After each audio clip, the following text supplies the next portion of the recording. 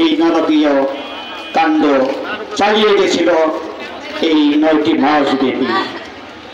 এবং যখন তারা বুঝতে পারলো যে এদেশে আর থাকা যাবে না, আমাদের ছাড়তে হবে এই দেশ, তখন তারা 14 তারিখে আমাদের দেশের যত শিক্ষিত লোকজন, জ্ঞানী গুণী বৈজ্ঞানিক, শিক্ষক, দার্শনিক ওনারা ছিলেন, তাদেরকে বাড়ি থেকে ধরে এনে একের পর এক হত্যা করেছিলেন।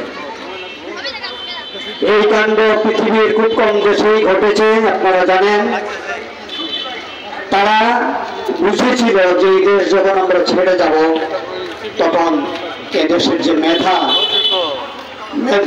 সম্পন্ন লোকগুলি আছে তাদেরকে আমরা ধ্বংস করে দিলে এই জাতি আর কোনোদিন দাঁড়াতে পারবে না।